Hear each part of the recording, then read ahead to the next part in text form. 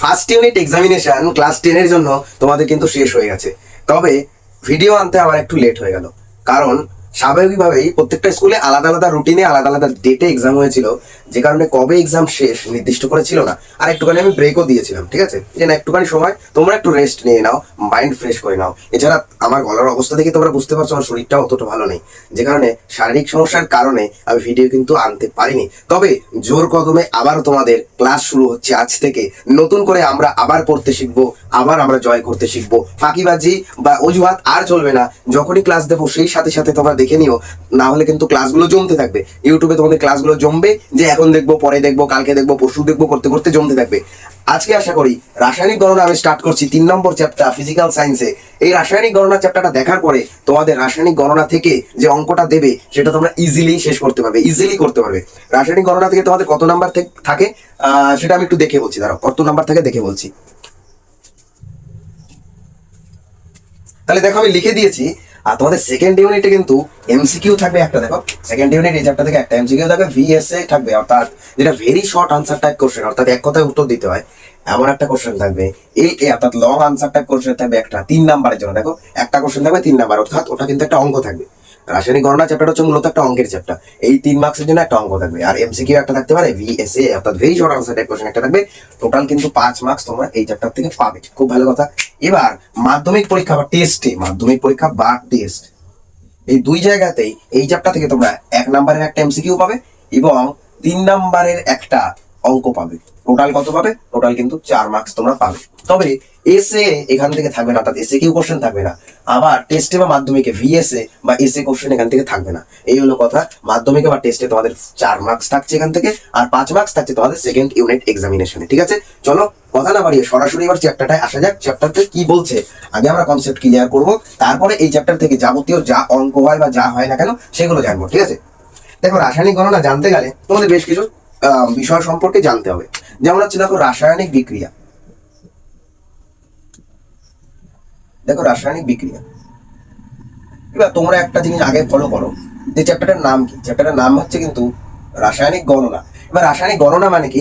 রাসায়নিক ভাবে গণনা করতে হবে। ঠিক আছে, গণনা তোমরা প্রত্যেকে জানো, গণনা করা বা হিসাব করা, সেটা হচ্ছে গণনা। তবে রাসায়নিক মানে কি? রাসায়নিক মানে জানতে গেলে রাসায়নিক বিক্রিয়া কাকে বলে জানতে হবে। রাসায়নিক বিক্রিয়া মানে হচ্ছে, ধরো এখানে তোমাদের একটা বিকার ছিল, ঠিক আছে, এই একটা বিকার ছিল। এবার বাইরে থেকে কি করেছো তোমরা, এ নামে একটা জিনিস এর ভিতরে দিয়েছো। খুব ভালো কথা। আবার বাইরে থেকে তোমরা বি নামে একটা জিনিস দিয়েছো। এবার এটা পূর্ণ হয়ে গেছে বিকারটা ভালোভাবে, ঠিক আছে। এবার এই যে বিকারটার মধ্যে কি কি রয়েছে? এ আর বি রয়েছে, এ এবং বি। এবার এই এ আর বি নিজেদের মধ্যে কি করবে? একটা বিক্রিয়া করবে। ঠিক আছে, এ একটা পদার্থ নিলাম, বি একটা পদার্থ নিলাম, একটা বিকারের ভিতরে মেশালাম। এরা পরস্পর নিজেদের মধ্যে একটা বিক্রিয়া করবে, করার ফলে নতুন একটা পদার্থ তৈরি করবে, সেটা হচ্ছে সি। বোঝা গেল? এবার রাসায়নিক বিক্রিয়া কাকে বলছে? রাসায়নিক বিক্রিয়া তাকেই বলছে যে দুটো প্রোডাক্ট যদি আমরা মেশাই, তার ফলে যদি একটা নতুন বৈশিষ্ট্য বিশিষ্ট পদার্থ উৎপন্ন হয়, মানে এর বৈশিষ্ট্য এই এ আর বি এদের সাথে মিলবে না, এদের থেকে আলাদাই বৈশিষ্ট্য সম্পন্ন একটা নতুন পদার্থ তৈরি হলো, যেটা হলো সি। এরকম যদি হয় সেটাকে আমরা রাসায়নিক বিক্রিয়া বলে থাকি। অর্থাৎ দুটো পদার্থ যদি মেশানোর ফলে নতুন ধর্ম বিশিষ্ট একটা পদার্থ উৎপন্ন হয়ে থাকে, তখন তাকে রাসায়নিক বিক্রিয়া বলে। বোঝা গেল? এবার দেখো, যারা রাসায়নিক বিক্রিয়া অংশগ্রহণ করলো, অর্থাৎ এ এবং বি, এই যে এ এবং বি বোথ, এদেরকে কি বলা হয় বলতো? এদেরকে বলে বিক্রিয়ক। বোঝা গেল না যায়নি? অর্থাৎ যারা এই যে অংশগ্রহণ করলো বিক্রিয়ায়, এই যে এ আর এই যে বি, এদেরকে আমরা বলবো বিক্রিয়ক। বিক্রিয়ক, বিক্রিয়ক কি বলবো? এদেরকে বিক্রিয়ক বলবো, বিক্রিয়ক বলবো। এবং এরা যখন বিক্রিয়া করলো, করার ফলে নতুন যখন পদার্থ উৎপন্ন হলো, সেটাকে আমরা বলবো বিক্রিয়াজাত পদার্থ। বিক্রিয়াজাত পদার্থ। বোঝা গেল নাকি যায়নি? একদম পরিষ্কার কথা। যারা বিক্রিয়া অংশগ্রহণ করছে তারা বোথ হচ্ছে বিক্রিয়ক, এবং যেটা তৈরি হচ্ছে সেটা হচ্ছে বিক্রিয়াজাত পদার্থ।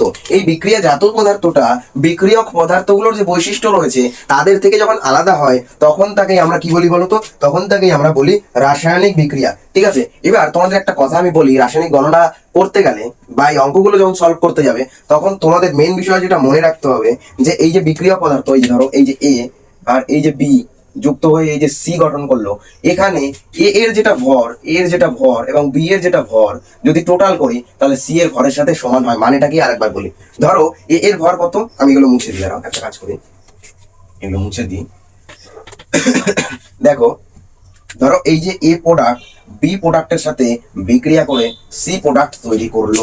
এবারে এই যে এ প্রোডাক্টের যেটা ভর হবে এবং বি প্রোডাক্টের যেটা ভর হবে, এই ভর দুটোর যোগফল হবে সি প্রোডাক্টের সাথে সমান। মানে ধরো এ যে প্রোডাক্টটা ছিল তার ভর হচ্ছে 40 গ্রাম ধরে নি, ঠিক আছে, আর বি যে প্রোডাক্টটা ছিল সেটা ধরে নিলাম 60 গ্রাম, ঠিক আছে। অর্থাৎ পাত্রের ভিতরে আমরা 40 গ্রাম এ প্রোডাক্ট দিলাম এবং বাইরে থেকে 60 গ্রাম বি প্রোডাক্ট দিলাম। এরা কি করলো, বিক্রিয়া করে সি উৎপন্ন করলো। এবারে সি এর মোলার মাস কত হবে, মোলার মাস না মানে এমনি নর্মাল মাস কত হবে, ভর কত হবে, এদের দুজনের যোগফলের সাথে সমান, অর্থাৎ 40 যোগ 60 অর্থাৎ 100 গ্রাম। অর্থাৎ সি এর যেটা ভর সেটা হবে 100 গ্রাম হয়ে যাবে। অর্থাৎ বিক্রিয়াজাত পদার্থগুলির ভরের যোগফলের সাথে বিক্রিয়া পদার্থগুলির ভরের যোগফলের সাথে বিক্রিয়াজাত পদার্থের ভরের সমষ্টিটা কি হয়ে যাবে, সমান হয়ে যাবে। এটা তোমাদের একটা বেসিক কথা। এবার এটা আমি আন্তাবরি বলে দিই, ঠিক আছে, এটা আমি নিজে থেকে বলিনি। কি নাম ছিল বিজ্ঞানী, বিজ্ঞানী বিজ্ঞানী ল্যাভয়েসিয়ে, ঠিক আছে। তো বিজ্ঞানীর নামটা ঠিক আছে কি দেখে নি, বিজ্ঞানী ল্যাভয়েসিয়ে, ঠিক আছে। এই যে বিজ্ঞানী ল্যাভয়েসিয়ে বা লাভয়েসিয়ে, এই যে বিজ্ঞানী, এই বিজ্ঞানী সর্বপ্রথম এইটা আমাদের কাছে প্রুফ করে দেখায় যে না এটা সত্যি। এই যে বিক্রিয়ক পদার্থগুলি এদের যে ভর যেটা রয়েছে সেটা সবসময় রাসায়নিক বিক্রিয়া যখন হবে, রাসায়নিক বিক্রিয়া যখন হবে তখন এদের ভরটা যোগ করলে এর সাথে সমান হবে। 1774 সালে বিজ্ঞানী ল্যাভয়েসিয়ে এটা সর্বপ্রথম আমাদের কাছে বলেছিল যে এই দুটো প্রোডাক্ট যোগ করলে এর সাথে সমান হবে। তবে কিছু ক্ষেত্রে ব্যতিক্রম এমন দেখা যায়, কি হয় মানে ল্যাভয়েসিয়ের কথাটা যে পুরোপুরি মিথ্যে তা নয়। তবে দেখো আমি একটা এক্সাম্পল দেখাই, যে এখানে দেখো এই যে কার্বন, এই যে কার্বন আর এই যে অক্সিজেন যদি আমরা বিক্রিয়া ঘটাই তাহলে কি উৎপন্ন হবে, কার্বন ডাই অক্সাইড CO2। দেখো কার্বনের সাথে অক্সিজেন বিক্রিয়া করে কার্বন ডাই অক্সাইড অর্থাৎ CO2 কিন্তু উৎপন্ন করলো। এবারে স্বাভাবিকভাবে এর ভরটা এর ভরের সাথে যোগ করলে এই ভরটা আসার কথা, তাই তো। দেখি করে দেখি কিভাবে বের করবো। দেখো কার্বনের যেটা মোলার মাস, পর্যায় সারণী চ্যাপ্টারে তোমরা শিখেছো, কার্বনের যেটা মোলার মাস সেটা হচ্ছে 12 গ্রাম, তাই তো। আচ্ছা অন্য কালি দিলে কি বেশি ভালো হবে। দেখো কার্বনের যেটা মোলার মাস সেটা হচ্ছে 12 গ্রাম, আর অক্সিজেনের ক্ষেত্রে কত, অক্সিজেনের ক্ষেত্রে হয় 16, কিন্তু আছে দুটো অক্সিজেন তাই 16 × 2 করে দেবো, হয়ে যাবে 32 গ্রাম, তাই তো। তাহলে এই দুটো বোথ যোগ করলে এর সাথে সমান হয় কি আমরা দেখবো। তার আগে কার্বন ডাই অক্সাইডের ইন্ডিভিজুয়ালি মান বের করি। দেখো কার্বনের হচ্ছে 12 আমরা জানি, যোগ দেবো অক্সিজেন কত, অক্সিজেন হচ্ছে 16 × 2, কারণ দুটো অক্সিজেন রয়েছে, দেখো দুটো অক্সিজেন রয়েছে আর অক্সিজেন নর্মালি 16, মনে রেখে দিও। কার্বনের হচ্ছে 12, এই যে কার্বনের 12 লিখেছিলাম, অক্সিজেন হচ্ছে 16 × 2, দেখি এখানে বের করে। হ্যাঁ 16 দুগুণে 32 অর্থাৎ 4, আর এখানে হচ্ছে 4 অর্থাৎ 44 গ্রাম। আর এখানে যোগ করে দেখি, এখানে যোগ করে দেখি কাজ হয় কি। এখানে হচ্ছে 3 আর 1 4 আর 2 আর 2 4, তাই তো। এখানে হচ্ছে 44 গ্রাম। তাহলে আমরা দেখছি বোথ সাইডে 44 গ্রাম এসে গেছে। তার মানে বুঝতে পারছি এই প্রোডাক্টটা আর এই প্রোডাক্টটা যোগ করলে এই প্রোডাক্টটা তৈরি হয়। তবে প্রবলেমের বিষয় হচ্ছে এখানে একটা এনার্জি রিলিজ হয় অর্থাৎ শক্তি উৎপন্ন হয়, ঠিক আছে। এখানে একটা শক্তি উৎপন্ন হয়। এবার বিজ্ঞানী আইনস্টাইন, তার আপেক্ষিকতা বা থিওরিতে বলেছিল, কি বলেছিল, যে ভর এবং শক্তি সর্বদা কনভার্ট করা যায়। অর্থাৎ কি, এই যে ধরো ভর রয়েছে আর এই যে ভর থেকে শক্তি, এটা কিন্তু সহজে কনভার্ট করা যায়। এর মানে কি, বুঝি দাঁড়াও। এছাড়া শক্তি থেকেও ভরে কিন্তু কনভার্ট করা যায়। মানেটা কিরকম, ধরো ধরো কি, দেখো এখানে এই যে প্রোডাক্ট দুটো যোগ করে এটা বেরোলো তো, তবে এই যে ভর যে যোগ করে যেটা বেরোলো এটা কিন্তু পুরোপুরি সমান এখানে না। কথাটা ভালোভাবে বোঝো। এখানে তো এই যে সমান হয়ে গেল, গাণিতিকভাবে সমান আমরা করে দিয়েছি, কিন্তু প্রকৃতপক্ষে সমান হয় না, এখানে কিছুটা কম হয়, লেস দেন হয়। অর্থাৎ 44-এর থেকে সামান্য ধরো কম হয়, 44-এর থেকে সামান্য কম। এবার কেন কম হচ্ছে, কারণ বাকি যে ভরটা সেটা শক্তিতে কনভার্ট হয়েছে। মানে ভালোভাবে আরেকবার আমি বোঝানোর চেষ্টা করি। দেখো এইখানে এই যে ভরটা 44 আসলো, এই দিককার ভর অর্থাৎ বিক্রিয়কের ভর আসলো 44, তাই তো। আর বিক্রিয়াজাত ভর আসলো 44। ভালো কথা, দুদিকে সমান হয়, ল্যাভয়েসিয়ে এটা আমাদের বলেছিল। কিন্তু আইনস্টাইনের আপেক্ষিকতা বা থিওরি অনুসারে ভর শক্তিতে কনভার্ট হয় এবং শক্তি আবার ভরে কনভার্ট হয়, তাই তো। ভালো কথা। এবার দেখো এখানে যে শক্তিটা উৎপন্ন হলো, এই শক্তিটা তো হট করে আসেনি। আমি বলেছিলাম ভর থেকে শক্তিতে কনভার্ট হয় এবং শক্তি ভরে কনভার্ট হয়, এছাড়া আর কোনোভাবে শক্তি সৃষ্টি বা ধ্বংস করা যায় না। এটাও আইনস্টাইন তার আপেক্ষিকতা বা থিওরিতে বলেছে। অর্থাৎ কখনো শক্তিকে ধ্বংস বা সৃষ্টি আমরা করতে পারবো না। অর্থাৎ আমরা যদি চাই একটা শক্তিকে সৃষ্টি করবো, কখনো পারবো না। আবার কখনো যদি চাই শক্তিকে ধ্বংস করবো, তাহলেও কখনো পারবো না। কারণ শক্তি একটা একটা জায়গা থেকে অন্য জায়গায় ট্রান্সফার হয়, অর্থাৎ ভর থেকে কখনো শক্তি সৃষ্টি হয়, কখনো শক্তি থেকে ভর সৃষ্টি হয়। কয়লা পোড়ালে কি হয়? কয়লা পোড়ালে সেখান থেকে স্টিম উৎপন্ন হয়, বিদ্যুৎ তৈরি করা যায়, ইত্যাদি কাজ করা যায়। এখান থেকে কয়লা থেকে আমরা শক্তি উৎপন্ন করলাম, ভর থেকে শক্তি পাওয়া গেল, আবার শক্তি থেকেও ভরে কনভার্ট করা যায়। এবার এখানে একটা ভদ্রভাবে জিনিস দেখো, যে এদিকে যে শক্তিটা উৎপন্ন হলো এটা হট করে চলে আসেনি, এটা কিন্তু এই দিককার ভর মাইনাস হয়ে এই শক্তিটা তৈরি হয়েছে। অর্থাৎ আমি যদি এই ভর আর এই শক্তিকে যোগ করে দিই, এই পাশটার ভর, এই যে দেখো এই যে ভরটা, এই ভরটা আর এই শক্তিটাকে যদি প্লাস করে দিই, তাহলেই এই দিককার 44 গ্রাম আসবে। বোঝা গেল না যায়নি? কিন্তু তোমরা বলবে ছি, এখানেও 44 এখানেও 44, এই শক্তির সাথে যদি যোগ করে 44 হয়, তার মানে তো শক্তির কোনো ধারণাই যাচ্ছে না। কিন্তু না, এখানে অ্যাকুরেটলি 44 হয় না, 44-এর থেকে কিছুটা পরিমাণে কম হয়, কারণ বাকি যে ভরটা সেটা শক্তিতে কনভার্ট হয়ে গেছে। প্রকৃতপক্ষে বাস্তবে সর্বদাই ভর আর শক্তি কনভার্সন হয়ে থাকে। এখানে একটা ছোট্ট আমি গল্প বলি, মজাদার ট্রিক্স আইনস্টাইনের আপেক্ষিকতাবাদ থিওরি থেকে। এটা আমার ধারণা, এটা কোথায় কি আছে আমি জানি না, তবে এটা আমার ধারণা। এই আইনস্টাইনের আপেক্ষিকতাবাদ তত্ত্বর উপর ভিত্তি করে আমরা আত্মাকে ব্যাখ্যা করতে পারি। কিভাবে আত্মাকে ব্যাখ্যা করতে পারি? দেখো, আইনস্টাইন বলছে ভর থেকে শক্তি কনভার্ট করা যায় আর শক্তি থেকে ভরে কনভার্ট করা যায়, অর্থাৎ শক্তিকে কখনো সৃষ্টি বা ধ্বংস করা যায় না। এবার ধরো একদিন, এটা কারোর সাথে হোক মানে না হোক এটাই আমি আশা করি, ধরো কোনো মানুষ কি করছে, গাড়ি করে পাহাড়ে ঘুরতে যাচ্ছে অনেক আনন্দ করে, অনেক এনার্জি নিয়ে। তারা কিন্তু অনেক রোমাঞ্চ, যে পাহাড় দেখবো, আনন্দ করবো, এভাবে পাহাড় থেকে যাচ্ছে, তাই তো? এবার পাহাড়ে যেতে যেতে যদি হঠাৎ যদি দেখে যে না, সামনে একটা খাই রয়েছে, অর্থাৎ নিচু ভূমি দেখা যাচ্ছে, গাড়িটা সেটা সামলাতে না পেরে সেই খাইয়ের ভিতর গিয়ে পড়লো, অর্থাৎ উপত্যকা পাহাড় থেকে ছিটকে গেল গাড়িটা। যে মানুষগুলো সেই গাড়ির ভিতরে আনন্দ করছিল, তারা ওই গভীর খাদের ভিতর পড়ে মারা গেল। তাহলে এত এনার্জি নিয়ে মানুষগুলো যাচ্ছিল, এত অপুরন্ত ইচ্ছা, পাহাড় দেখবো, নদী দেখবো, সমুদ্র দেখবো, এত বাসনা ছিল তাদের, সেই এনার্জিটা গেল কোথায়?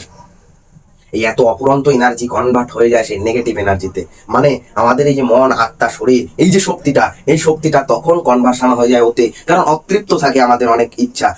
তখন এই এত এনার্জি, পাহাড় দেখার এনার্জি ছিল, সেই এনার্জি হট করে নিভে যেতে পারে না। সেই এনার্জিটা ভর, আবার ভর থেকে এনার্জি কনভার্ট হয়, ঠিক একইভাবে ওই যে এনার্জিটা সেটা কনভার্ট হয়ে যায় ওতে, যখনই আত্মাটা সৃষ্টি হয়, অর্থাৎ আমাদের প্রাণ সত্তা ওইভাবে আবির্ভূত হয়।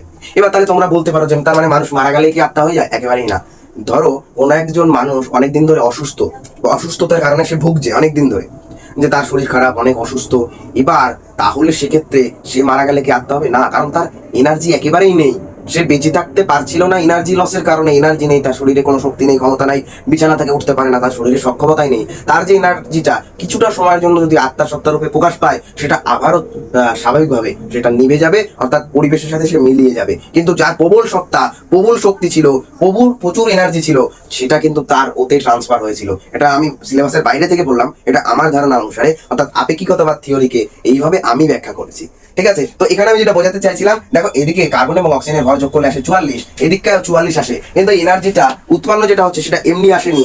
এখানকার ভরের কিছুটা অংশ এনার্জিতে কনভার্ট হয়েছে, অর্থাৎ এখানে পুরোপুরি 44 না, 44-এর থেকে কিছুটা কম। এই 44-এর থেকে কিছুটা কম ভর শক্তির সাথে যুক্ত করলেই এই ভরটা চলে আসবে। এই হচ্ছে পরিষ্কার কথা। এটা আইনস্টাইনের আপেক্ষিকতাবাদ তত্ত্বের উপর ভিত্তি করে গড়ে ওঠা। সেখান থেকে আইনস্টাইন বলেছিল E = mc²।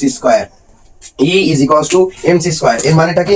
আইনস্টাইন যেটা বলতে চেয়েছে যে আমাদের যে ভরটা লস হবে, সেই ভরটার সাথে আমরা যদি, দেখো এটা হচ্ছে এনার্জি অর্থাৎ শক্তি, এম হচ্ছে কি বলতো, এম হচ্ছে ভর, আর এই যে সিটা কি বলতো, শূন্য মাধ্যমে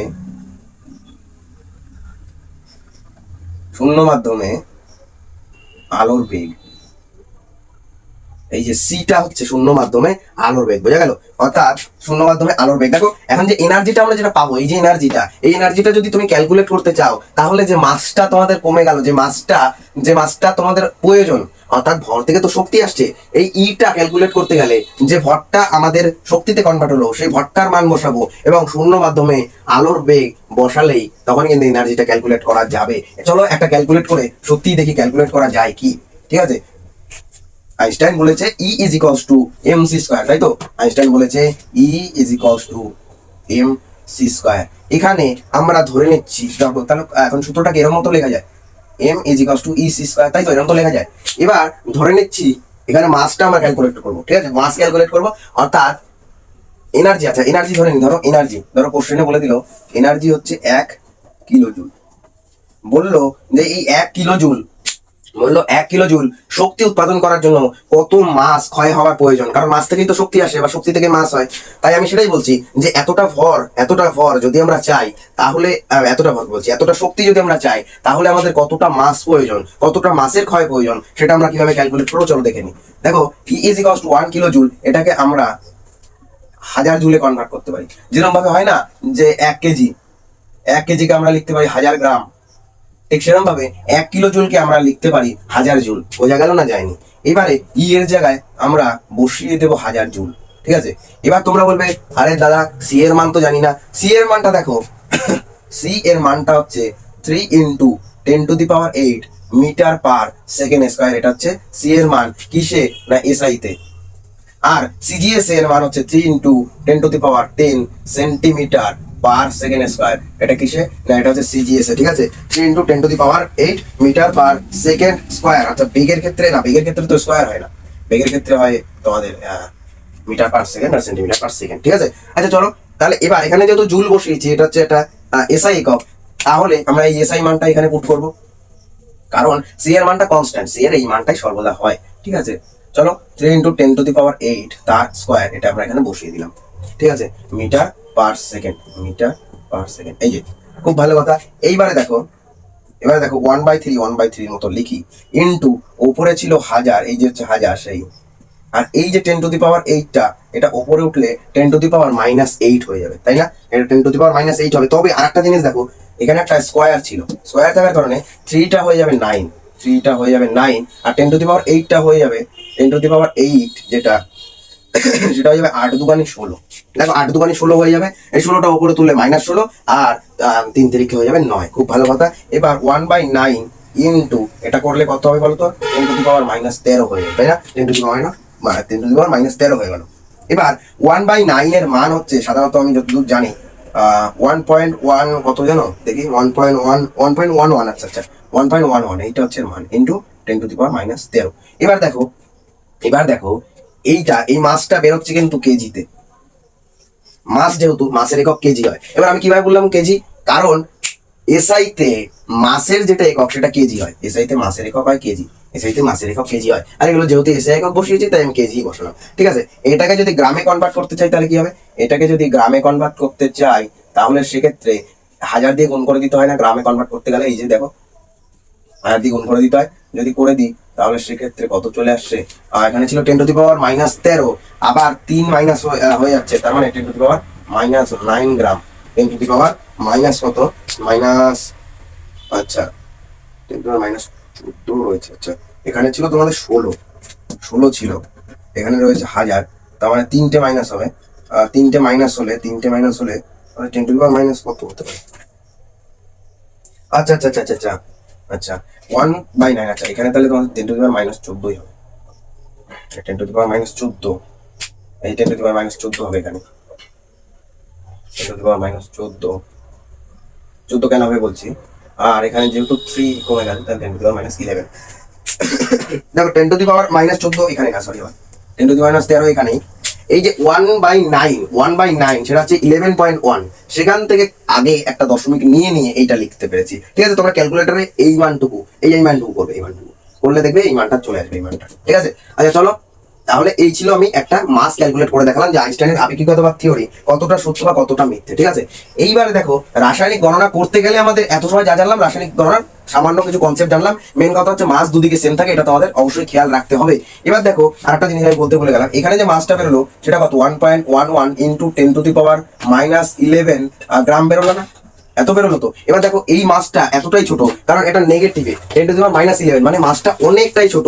আণবিক্ষণিক যন্ত্রের সাহায্যেও এই মাসটাকে দেখাই যায় না, মানে এই মাসযুক্ত যদি একটা কণা থাকে, এই যে এটা এতটাই ছোট যে এটাকে দেখাই যায় না। এবার তোমরা দেখো, তোমরা ওখানে যেটা দেখেছিলে যে শক্তিটা, ওই শক্তিটা তার সাথে 44 ধরো 43 পয়েন্ট সামথিং যোগ করে এসেছিল 44, তাই তো?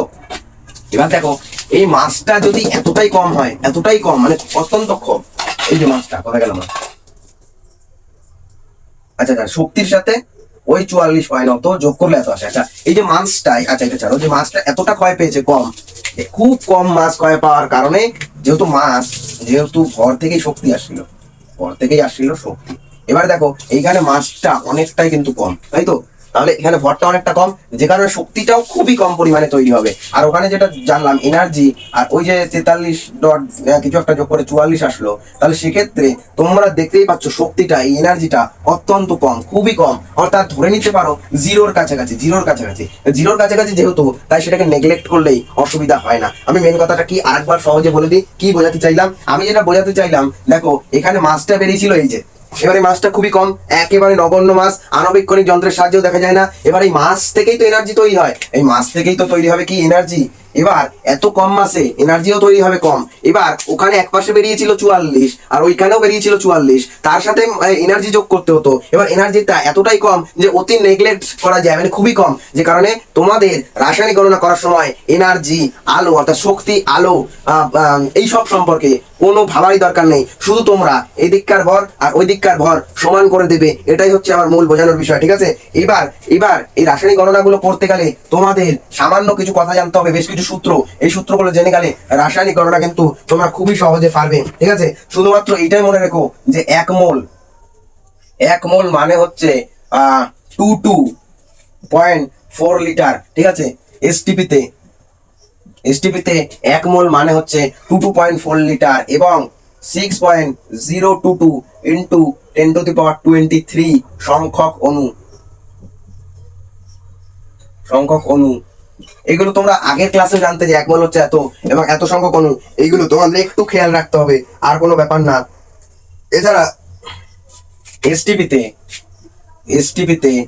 হাইড্রোজেনের, এসটিপিতে 1 লিটার হাইড্রোজেনের ভর এসটিপিতে হাইড্রোজেনের ভর 1 লিটার। মনে রেখো এসটিপিতে 1 লিটার হাইড্রোজেনের ভর কত? হাইড্রোজেনের ভর হচ্ছে 0.098 গ্রাম। এইটুখানি তোমরা মনে রেখো, এই যে ডাটাটা এটা মনে রেখো, এটা কিন্তু ইম্পর্টেন্ট। অর্থাৎ এসটিপিতে 1 লিটার হাইড্রোজেনের ভর হচ্ছে এত গ্রাম, 1 মোল সমান 2.4 লিটার, এবং 6.022 ইন্টু 10⁻23, এইটা তোমরা মনে রেখো। এবার এসটিপিতে 1 লিটার হাইড্রোজেনের ভর যদি এত হয়, একই রকম ভাবে এসটিপিতে যে কোনো গ্যাসের 1 লিটারের ভর কিভাবে বের করব? যে কোনো গ্যাসের 1 লিটারের ভর যদি তোমরা বের করতে চাও, তাহলে সেক্ষেত্রে এই মানটাই তোমরা লিখবে ইনটু সেই গ্যাসের বাষ্প ঘনত্ব, ঠিক আছে?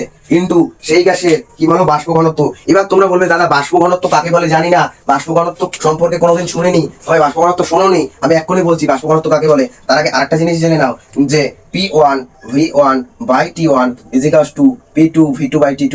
এই সূত্র তোমরা আগের চ্যাপ্টারতেই শিখেছিলে, বা আগের ইউনিটে তোমরা শিখেছো। এই সূত্রটা এই চ্যাপ্টার জন্য সমান গুরুত্বপূর্ণ, এটা তোমরা জেনে রেখো। আরেকটা কথা তোমরা মনে রেখো, আরেকটা কথা, সেটা কি বলো তো? সেটা হচ্ছে প্রমাণ ঘনত্ব। এই প্রমাণ ঘনত্ব কি? প্রমাণ ঘনত্ব হচ্ছে, দেখো তার আগে বলে রাখি, হাইড্রোজেনের প্রমাণ ঘনত্ব,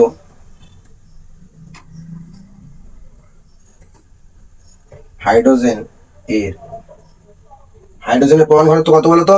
হাইড্রোজেনের প্রমাণ ঘনত্ব সেই সেম 0.089 গ্রাম পার লিটার। এটা হচ্ছে হাইড্রোজেনের প্রমাণ ঘনত্ব, এটা মনে রেখে দিও। এবার প্রমাণ ঘনত্ব মানে আসলে কি? প্রমাণ ঘনত্ব মানে হলো আসলে, দেখো এসটিপিতে 1 গ্রাম গ্যাসের গ্রামে প্রকাশিত ভরকে কিন্তু প্রমাণ ঘনত্ব বলে। অর্থাৎ তোমাদের এত ভাবার দরকার নেই, প্রমাণ ঘনত্ব যেটা রয়েছে তার যেটা সংজ্ঞা সেইটা মনে রাখলেই তোমাদের কাজ শেষ। অর্থাৎ 1 লিটার গ্যাসের গ্রামে প্রকাশিত ভরকেই প্রমাণ ঘনত্ব বলে। অর্থাৎ এই যে কোনো গ্যাসের 1 লিটারের ভর যেটা, সেটাই হচ্ছে তার প্রমাণ ঘনত্ব।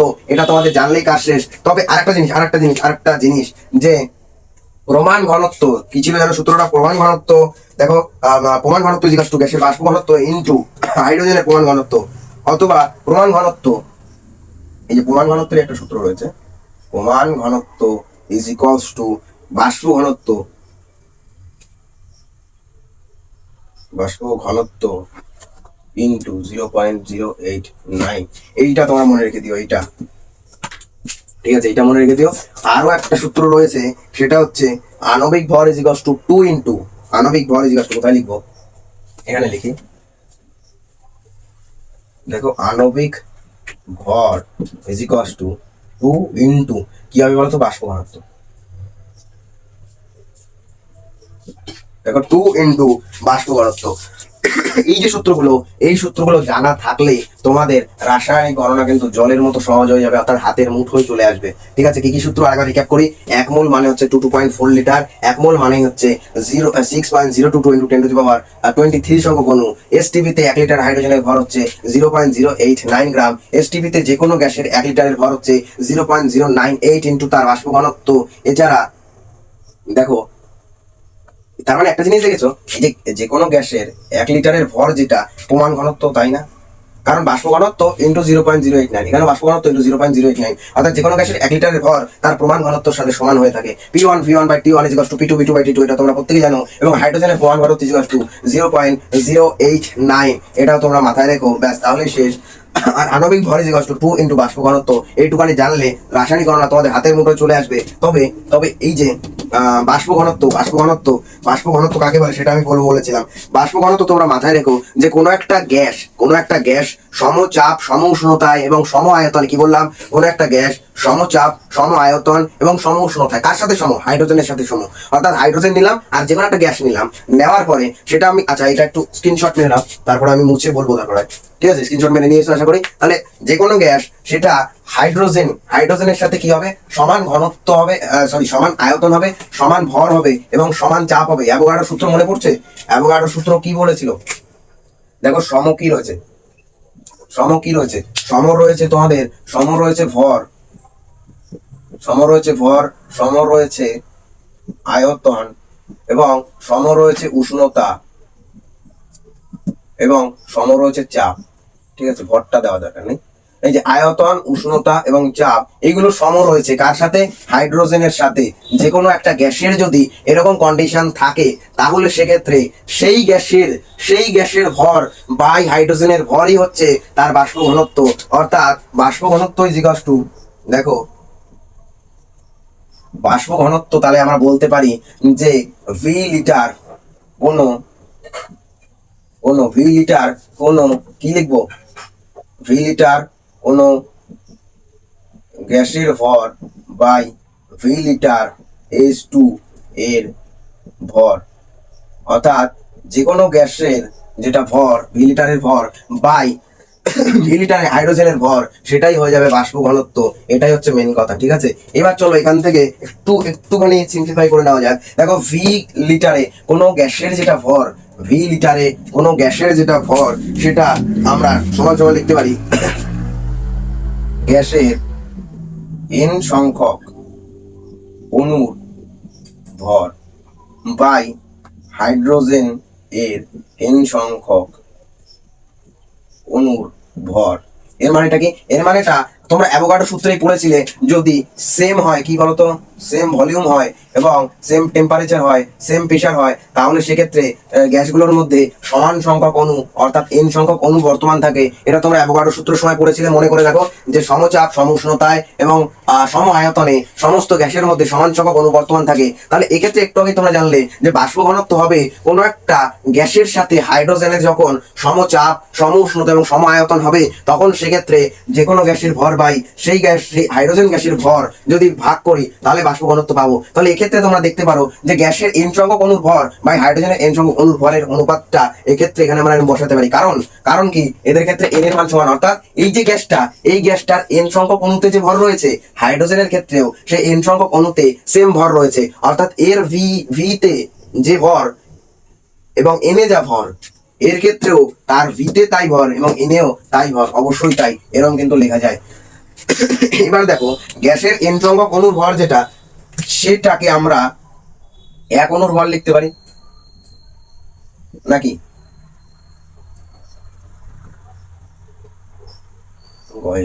গ্যাসের এই যে, আর তার মানে কি, গ্যাসের n সংখ্যক অণুর ভর তার জায়গায় আমি এক অণুর ভর লিখতে পারি এবং হাইড্রোজেনের এক অণুর ভরও লিখতে পারি। এর মানেটা কিরকম? এর মানেটা হচ্ছে, দেখো, n সংখ্যক অণুর ভর, এরও n সংখ্যক অণুর ভর, আমরা n সংখ্যক নেবো না, কারণ এর n সংখ্যক অণুর ভর যায়, এরও তো n সংখ্যক অণুর ভর তাই। তাহলে আমরা বলতে পারি এক অণুর ভর যায়, এরও এক অণুর ভর তাই, মানে n কেটে দিচ্ছি, এর এক সংখ্যকের যায়, এরও এক সংখ্যক অণুরও তাই ভর। এবার এখান থেকে গ্যাসের এক অণুর ভর বাই আমরা লিখতে পারি, হ্যাঁ, কি হবে, 2 × 2 হাইড্রোজেন পরমাণুর ভর। দেখো এখান থেকে লাইনটা কিন্তু আলাদা হয়ে গেল। এখানে কি হলো, দুটো হাইড্রোজেন অণুর ভর ছিল, তাহলে এখানে 2 একটা হাইড্রোজেন পরমাণুর ভরের সাথে যদি গুণ করে দিই তাহলে এটাই তো আসে। এর মানে কি, এর মানে হচ্ছে একটা হাইড্রোজেনের একটা অণুর ভর ছিল, এক হাইড্রোজেনের একটা অণুর ভর, হাইড্রোজেন এখানে ছিল অনুরূপে। এবার এখানে হাইড্রোজেনের পরমাণু, সেটার সাথে 2 করলে এই জিনিসটাই দাঁড়ায়, সেম জিনিস। তোমরা বুঝতে পারছো কি জানি না, সেম জিনিস এটা। তারপরে এই যে অংশটা থাকে, এই যে অংশটা কি বলতো, হাফ লিখে দিলাম। এই অংশটা হচ্ছে তোমাদের গ্যাসের আণবিক ভর। তোমরা বললে কিভাবে, দেখো তোমরা যদি হাইড্রোজেন স্কেল সম্পর্কে পড়ো, হাইড্রোজেন স্কেল, এই হাইড্রোজেন স্কেলে এটা স্পষ্ট রূপে বলা আছে যে গ্যাসের এক অণুর ভর বা হাইড্রোজেন পরমাণুর ভর যদি ভাগ করি তাহলে গ্যাসের আণবিক ভর পাওয়া যায়। তাহলে গ্যাসের বাষ্প ঘনত্ব এখান থেকে আমরা পাচ্ছি যে তাহলে বাষ্প ঘনত্ব ইকুয়ালস টু কি হবে, দেখো বাষ্প ঘনত্বকে আমরা ডি দিয়ে প্রেজেন্ট করি, ভালো হবে। বাষ্প ঘনত্ব আমরা ডি লিখছি আর আণবিক ভর লিখছি আমরা এম। তাহলে সেক্ষেত্রে দেখো D is equals to half into M, আবার এরকম লেখা যায় M is equals two 2d। এখান থেকে প্রমাণ হয়ে গেল যে আণবিক ভর ইজ ইকুয়ালস টু 2 ইন্টু বাষ্প ঘনত্ব। আমি প্রমাণটাও দেখিয়ে দিলাম, এই যে প্রমাণ। ঠিক আছে, এই জিনিসগুলো জানা থাকলে তোমাদের রাসায়নিক গণনা হাতের মুঠোয় আসতে চলেছে। আজকে এই থিওরি ক্লাসটা এই পর্যন্ত থাক। পরের দিন আমরা এই রাসায়নিক গণনা থেকে যে ইম্পর্টেন্ট অঙ্কগুলো হয় সেগুলো জানার চেষ্টা করব। আশা করি ভিডিওটা তোমাদের খুব ভালো লেগেছে, ইনফরমেটিভ লেগেছে। পড়াশোনা আবার শুরু করো নতুন করে, আবার আমরা জানতে শুরু করব। ঠিক আছে, চলো আমাদের সাথে তোমরা এইভাবে যুক্ত থেকো। ভিডিওটা যদি ভালো লাগে, ইনফরমেটিভ মনে হয়, তাহলে অবশ্যই বন্ধুদেরকে শেয়ার করে দিও। এবং আমরা যে কারণে ভিডিও করি সেটা তোমরা মনে রেখো যে তোমাদের একটা লাইক এবং একটা শেয়ার, একটা সাবস্ক্রাইব প্রয়োজন হয়ে থাকে। আর শুধু কমেন্ট চাই, তোমরা কমেন্ট করো যে তোমাদের কোন জায়গায় বুঝতে অসুবিধা হয়েছে, সেটাই বুঝিয়ে দেবো আরো একবার, কোনো অসুবিধা নেই। এছাড়া তোমরা আমাদের হোয়াটসঅ্যাপ চ্যানেলে জয়েন হতে পারো, হোয়াটসঅ্যাপ গ্রুপে জয়েন হতে পারো। হোয়াটসঅ্যাপ গ্রুপ এবং হোয়াটসঅ্যাপ চ্যানেলের লিংক আমাদের যে চ্যানেল রয়েছে ইউটিউবে তার ডেসক্রিপশনে তুমি কিন্তু পেয়ে যাবে। সেখান থেকে যুক্ত হয়ে যাও, আমাদের সাথে যুক্ত থাকো। এইভাবেই পথে এগিয়ে নিয়ে যাওয়ার জন্য আমরা সাহায্য করব। ঠিক আছে, চলো আজ এই পর্যন্তই, টাটা।